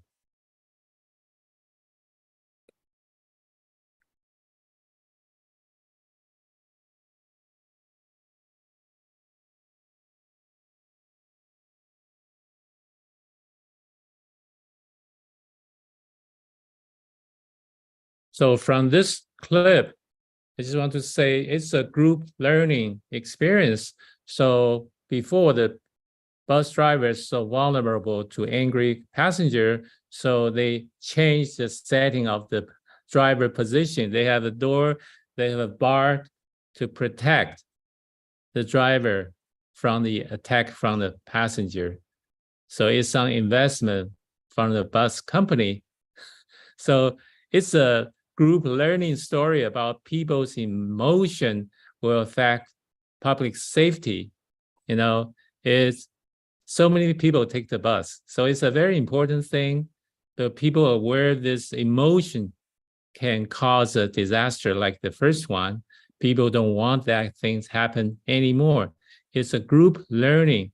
You can see the passenger also, trying to help in different ways, but the driver is in good protection, and the driver also get trained the emotion. They should control it. They will explain it. They try to resolve it with civilized way to resolve it. So I think emotional health is very important, not only for individual, but also for the society, because the positive emotion, like we see in the first few clips, most people praise those good character. They happen just on the spot. That means their emotion goes to the positive side. But we can see the anchorman or those on the TV, their emotion bring them to the negative side. And I put it in the extreme case like the bus driver and passenger issue. And, it can cause serious problem if somebody's emotion out of control and will damage the society. So the society will learn in a group learning. They want to improve it. The passenger in the back, they will notice this situation. They will try to help to alleviate the situation, mitigate the situation, and also the bus company, they try to compensate on that, put a protective device for the driver. So those things will never happen if somebody lose their temper, lack of control, something like that. So as a human being, we have to know ourselves. There's what kind of question is this? How come I don't know myself? But we do know something we learn from our family, from the school, from the society. But do we really know about ourselves? Do we know about this? Oh, this is a chart for a brain. You can see the green part. That's called prefrontal cortex. Forget about the terminology. It's just talking about everybody got a brain to control our emotion, everything. But the green part is the good part. So that is green part. That's a good part. Because that's intelligent, That's how we act, how we learn. Everything is here. Everything is decided here. So there's the famous writer said, amygdala hijack. Maybe we don't know the terminology amygdala, or somebody already know that. It's a hijack. Because amygdala can hijack our body, our action. Like the previous video we saw, the first few, when they say something, amygdala hijack the body to do something good. But later on the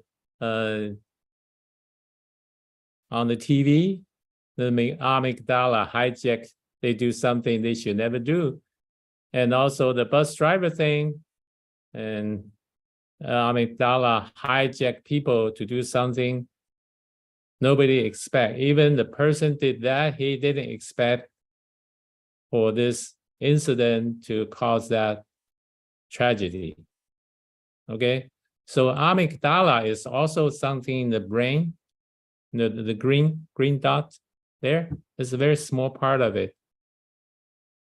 It's an almond-shaped mass of gray matter inside. So involved with experience of emotion. So our emotion is coming from this little green dot in our brain. So we are born with it. We have eyes. We know eyes can see. We have ears, we can hear. Nose, we can breathe. Mouth, we can speak, we can eat. We know that from our birth. But not many people know about this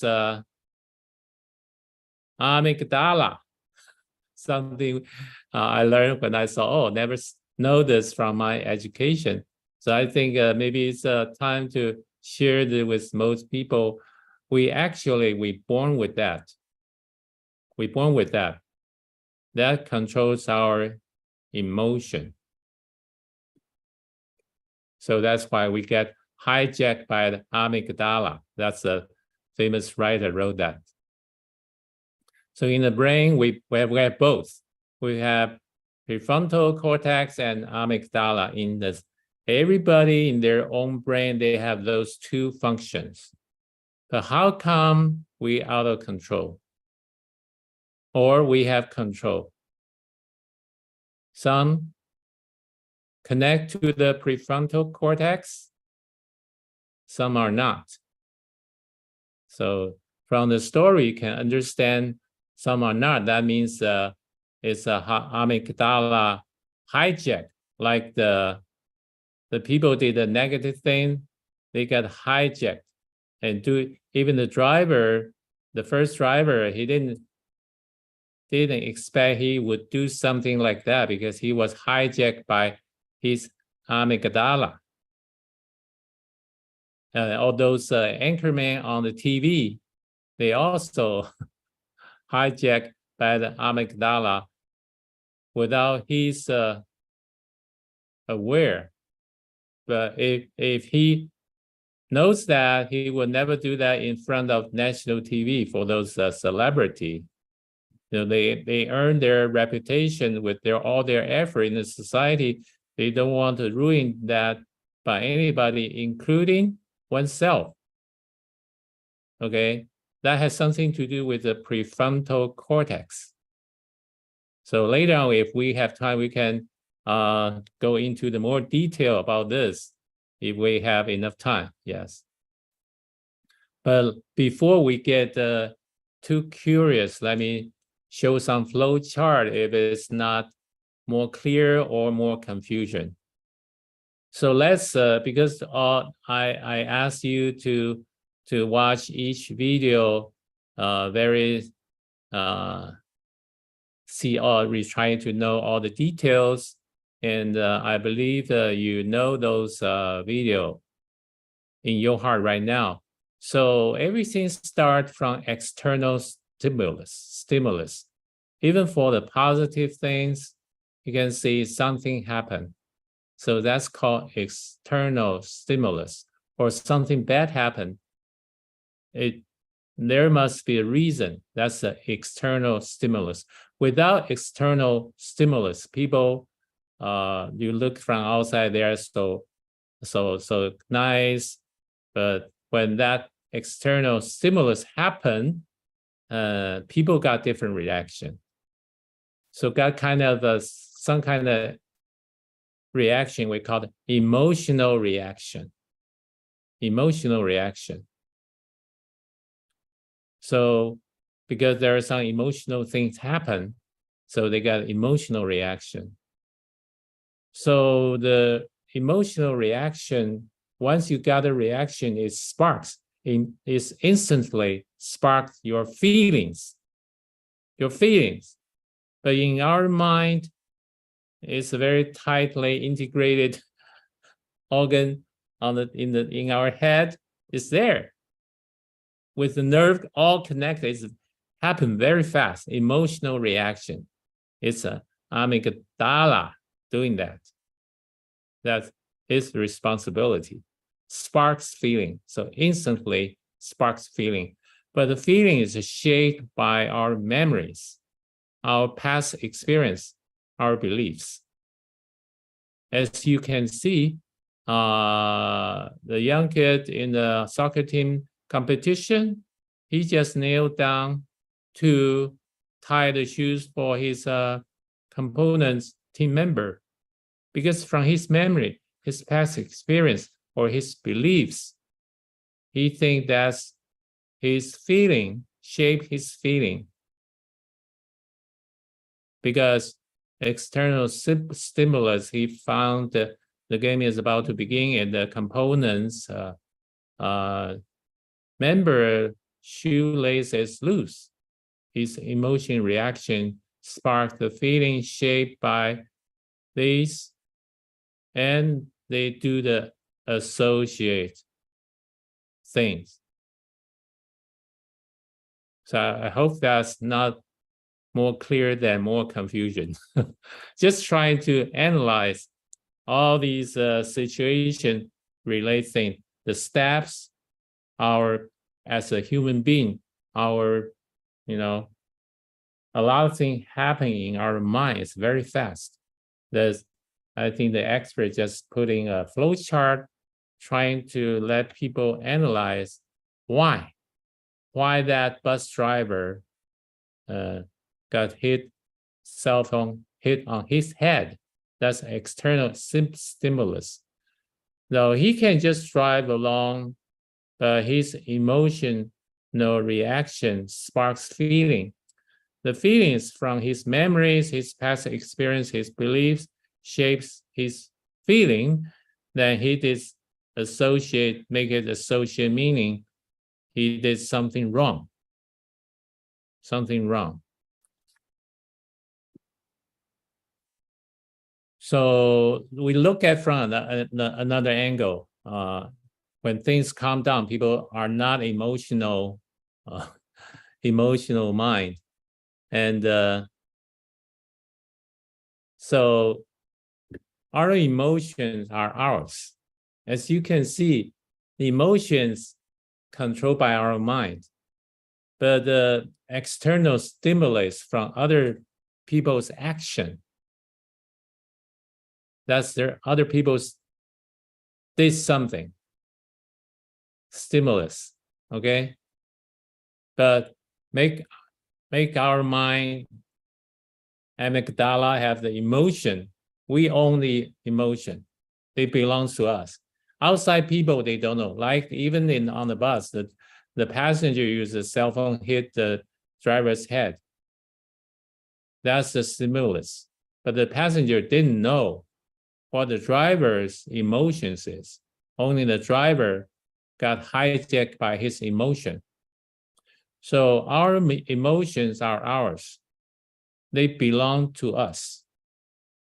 If we are ignorant of this, we might be unaware of how we are reacting in certain situations. Because once we own our emotion, we are responsible for our emotion. But usually people think, because that passenger hit my head with his cell phone, of course, people think that's his fault. But once the stimulus goes to the person, have the emotion, nobody knows the emotion. Only the person have the emotion, knows the emotion. So they belong to whoever has the emotion. If we are ignorant, we don't know about this relationship, we might be unaware of how we are reacting in certain situation. So that's the blind spot most people don't aware of about emotion. We have to know this once we are discussed here. As understanding our emotion makes them work for us rather than against us. So emotion is part of us. It's in deep in our brain. You know? So we're born with it. We have to live with it. How we make the best of it. So you can see some emotion. People see something, they have the emotion. They do the good things, not doing the bad things.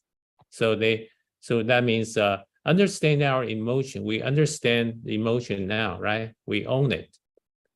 Although it's by external stimulus for whatever reason, yeah. So we want to emotional health. We want to make the emotion work for us rather than against us. So people know what that means, right? If it's against us, this bus driver lost his life and all the passengers' life in the river, that's against us. We want it to work for us. How can we do it? Yeah. If we can learn to understand and manage our emotion, we can have a much more control of our own lives. This statement is very important for those people in jail, for the whatever sentence they have. I don't mean everybody is caused by emotion, but some people did something wrong because they don't know how to manage their emotion. So lost control of their lives. So we have to learn to have much more control over our own lives. That's the important thing we saw from this emotional health.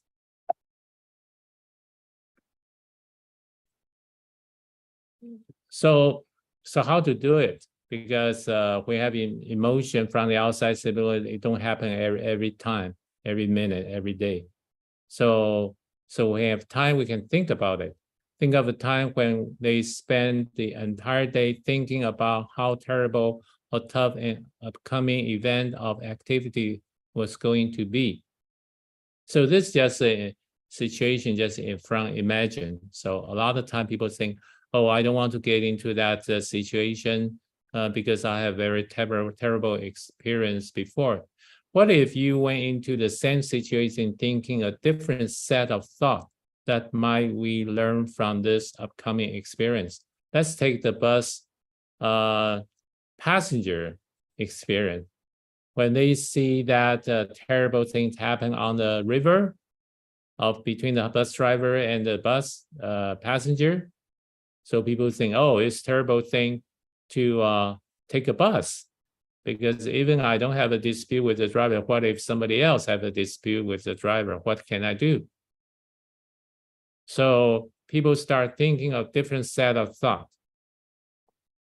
So that's we see the second video.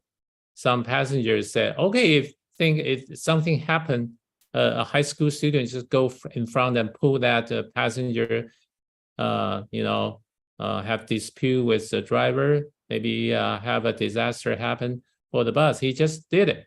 He just bring that passenger away from the driver. And for the bus station, bus company, they think, why don't we facilitate a door and a bar to against these things happen? So when we see those situations, we can do something about it, not just afraid of it. That's the same situation applied to our own experience. So we can use the same methodology. So we want to figure out how can the experience help me? How might it help someone else? would the outcome be different? So that's, people think after the fact, we can think of some way to improve this emotional thing. So there are some academic way, like create emotion log. So for everybody in the world, we must have some stronger emotional situation, and we cannot forget. So we can know some further information. We can think about it. We write a log, say what triggered the emotion. That means the outside stimulation. What's that? Then what is it that I want from the situation? Just think what you were thinking. Write it down. What judgment or conclusion have I made, and are they accurate? So just write down at that time what you plan to do and what conclusion you made, and after the fact, are these judgment and conclusion correct or not? What is emotion trying to tell me?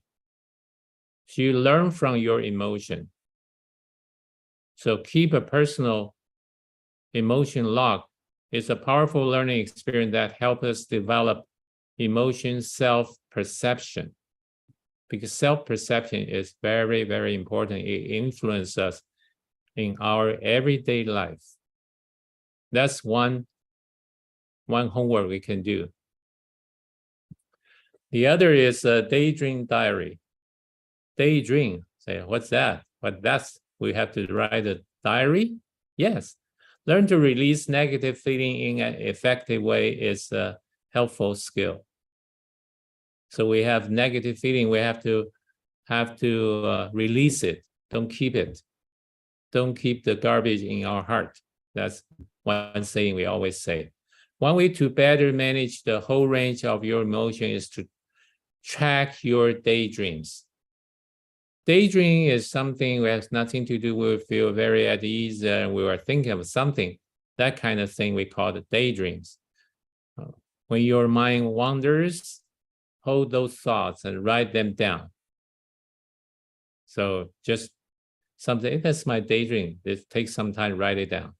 The process can help you track how your subconscious thoughts affect your moods and the response. That's another deeper, method to understand yourself. So we have to recognize our own emotions. Everybody got emotion. Remember that green dot deep in your mind, deep in your brain?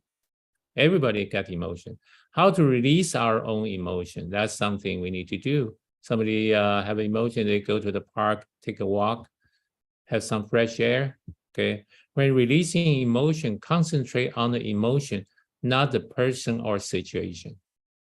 So every time people get emotion, they think of everything because that person, because that situation give me this emotion. Just forget the person or situation. Just trying to concentrate. What kind of emotion is that? Forget about the person or situation. Focus on the emotion and how you feel. You're just trying to think about emotion at that time, how you feel. So you will discover about yourself, because that's how we said, do you know yourself? Yeah. Why we need to do that? Because everybody was born with the amygdala deep in your brain. It will control your body, control your action. It will hijack. It's not control, it will hijack. Remember, the hijack is a very serious things happen to you. So how come I got hijacked out of control of myself? Nobody wants to do that, right? So what kind of emotion? Let's see, emotion is all negative things. Identify your emotion. So sometimes you have to make a decision. So, okay, I'm gonna buy this car. I like the color, I like the style, I like the brand. So when you make this decision, after you visit different car shop dealer, then you make a decision. That's your one, that's an emotion. You make a decision, that's an emotion. It's not angry, it's emotion. So you make your happiest decision to buy that car. You can tell your friend when you are driving it. It's an emotion. Decision is emotion. Desire, say, I wish someday I can go to Budhigaya. So that's a desire. So that's an emotion. So it should be positive, right? We do the positive decision, positive desire, you have to control it. Resolve. So you have a problem with your toilet for a long time. You need to resolve it. Yes, I'm gonna resolve it. I'm gonna hire the best worker to change the toilet for me. That's a resolve. Resolve it. Don't let it go. You're already going for a long time. It's also emotion. It can be positive or negative. That's emotion. Angry, disgust, fear, sadness, joy. That's most people think that's decision. And that's emotion. Don't forget about other good thing. It's also very emotion. So the emotion can be good or bad. That means because you own your emotion, you make the decision. Why emotion is important? I think we already mentioned that many times, because it will affect the way you talk. Remember, if you're in a very good emotion, the way you talk will be different from you have a bad emotion, right? Relationship. Oh, we have relationships every day. We have to keep good relationship with our family, our friend, our colleagues. With relationship very important. Then if you have a good emotion, you want to keep the best relationship. But when you have a very bad emotion, probably will affect the relationship negatively. Communication. You can communicate very clearly, logically. Everything's so good. And you can do that with good emotion or bad emotion, even action. Action is very important. You made the wrong action or right action because you are hijacked by your emotion. So let's wrap up. Control your emotion will help your relationship. Do you believe that? Control your emotion will help your communication skill. If you got good emotion, you will try to doing the best communication as you can. Good relationship plus communication that equals to your influence.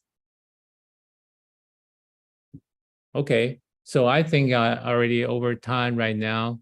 So I really appreciate got a chance to share my thought with the group. I really appreciate the invitation by Su Ching and the group. Enjoy and in this group. Thank you very much.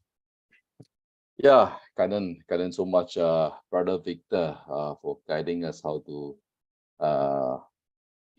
manage our emotions. So important that this concept must be applied in our life, isn't it?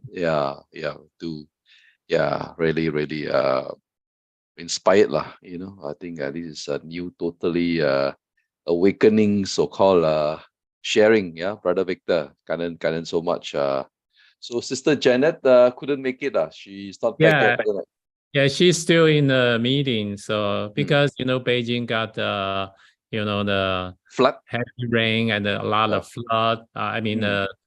Mud everywhere in a lot of village. So every day we go there to clean the mud. I so see. really experience for us. We went there 2 days ago. It's a good exercise, you know. So But we the are situation, is still- it better now? Is it improving now or? Yeah.